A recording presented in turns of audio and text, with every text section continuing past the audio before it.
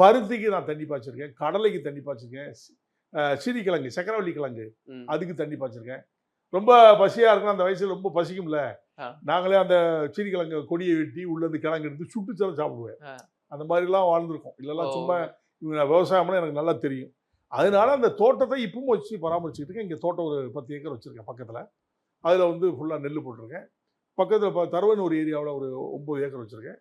அங்கே ஃபுல்லாகவே தென்னந்தோப்பாக வச்சுருக்கேன். தென்னை மரம் வாய்ப்பு வந்துச்சு, எல்லாமே வச்சுருக்கேன். அதனால் விவசாயத்தை எனக்கு ரொம்ப நாட்டம். நீங்கள் சொன்ன மாதிரி அப்போ சின்ன வயசில் பசி அப்படிங்கும்போது பக்கத்து தோட்டத்தில் மாங்காய் பறித்து தின்னது அந்த மாதிரியான இல்லை, அதெல்லாம் உண்டு. நொங்கு வெட்டி சாப்பிட்ருக்கோம். என் தோட்டத்தில் வந்து பனையில் இந்த நொங்கு கிடக்கும். என் தோட்டம் இப்பவும் பனை இருக்குது, அதில் நொங்கு இருக்கும்.